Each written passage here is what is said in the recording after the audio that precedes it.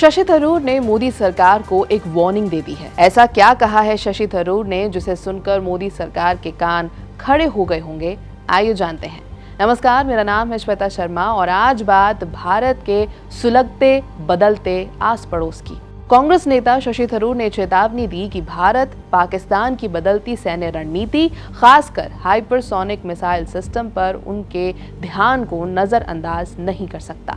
उन्होंने Pakistani army chief Asim Munir के बढ़ते प्रभाव और उनके बढ़ते भारत विरोधी कट्टरवाद पर बात की। कांग्रेस सांसद ने कहा कि भारत ने पाकिस्तान के साथ पिछले अनुभवों से सबक सीखा है और इसीलिए हमें पूरी तरह से तैयार रहना चाहिए। एक इंटरव्यू में शशि थरूर ने कहा कि ड्रोन, रॉकेट और मिसाइलों के बाद अब पाकिस्तानी हाइपरसोनिक तकनीकों का पीछा कर रहे हैं। वे अपनी सैन्य रणनीति में बदलाव कर रहे हैं, इसलिए हम इसे हल्के में नहीं ले सकते। पाकिस्तान के आंतरिक हालात का जिक्र करते हुए थरूर ने उन्हें बेहद समस्याग्रस्त बताया, जहां नाम मात्र की सरकार है और उस पर पूरा सेना का कंट्रोल है।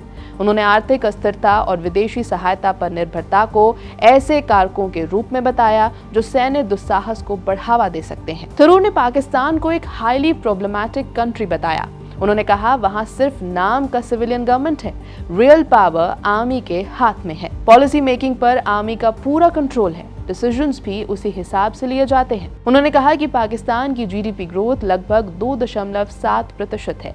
इंडिया की ग्रोथ 7% या उससे भी ज्यादा है।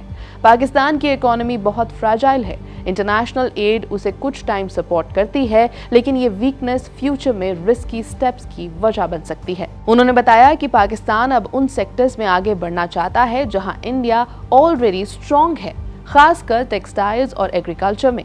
इससे रीजनल मार्केट्स में कंपटीशन तेज हो सकता है। यूएस और बिजनेस डील्स। पाकिस्तान ने यूएस को मिनरल रिसोर्सेज का एक्सेस ऑफर किया है, साथ ही क्रिप्टो करेंसी रिलेटेड बिजनेस एक ऐसी कंपनी को दिया है जो रिपोर्टेडली जैकरी विटकॉफ और डोनाल्ड ट्रंप के बेटों से लिंक्ड है। उन्होंने वार्न किया कि दुनिया तेजी से गति बदल रही है, ग्लोबल अपहीवल का दौर चल रहा है। इस सिचुएशन में सवाल ये नहीं है कि किस पर कंट्रोल हो, सवाल ये है कि उन देशों से कैसे डील किया जाए जो इजीली कंट्रोलेबल नहीं है। बांग्लादेश के सिचुएशन पर कहा कि बांग्लादेश इस वक्त कई प्रॉब्लम से जूझ रहा है। एनर्जी क्राइसिस है, इन्फ्लेशन बढ़ रहा है, इन्वेस्टर कॉन्फिडेंस कमजोर हो रहा है। बांग्लादेश और पाकिस्तान के बीच डिफेंस एग्रीमेंट पर बात हो रही है। इससे लगता है कि बांग्लादेश इंडिया को एनिमी के रूप में प्रोजेक्ट करने की कोशिश कर रहा है। इंडिया ने बांग्लादेश के लिए रीजनल कनेक्टिविटी प्रोजेक्ट्स प्रपोज किए हैं। इनमें पोर्ट्स, रेल लिंक्स और एनर्जी ग्रिड्स शामिल हैं। ये सब बांग्लादेश के इंटरेस्ट में है, लेकिन सब कुछ वहाँ की स्टेबिलिटी पर डिपेंड करता है। थरूर ने कहा कि एक पीसफुल और स्टेबल बांग्लादेश इंडिया के लिए बहुत जरूरी है। अगर इंस्टेबिलिटी हुई तो बांग्लादेश इंडिया का सॉफ्ट अंडरबेली बन सकता है। आपको बता दें कि 1 महीने पहले पाकिस्तान ने चुपके हाइपरसोनिक मिसाइल्स की टेस्टिंग कर दी थी, जिसकी खबर बाहर आने पर हर कोई अचंभित था। अगर आप ऑनलाइन सर्च भी करते हैं कि किन देशों के पास हाइपरसोनिक मिसाइल्स हैं, तो रशिया, चाइना और यूएस का नाम आता है। इनके अलावा north Korea, Iran, Japan, France, Germany, south Korea, UK, Israel और ऑस्ट्रेलिया टेस्ट कर रहे हैं, लेकिन पाकिस्तान ने सारी टेस्टिंग चुपचाप कर ली। इसलिए थरूर ने मोदी सरकार को वार्न कर दिया। एक हाइपरसोनिक मिसाइल की स्पीड मैक 5+ होती है। ये तेज गति से मूव करने के लिए भी जानी जाती है। इससे ये फास्ट ट्रैवल कर सकती है और लेयर्ड डिफेंस सिस्टम्स को भेद सकती है। यही वजह है कि ये मिसाइल ब्रह्मोस से बेहतर है, जिसकी स्पीड मैक 3 है। ब्रह्मोस एक सुपरसोनिक मिसाइल की कैटेगरी में आता है।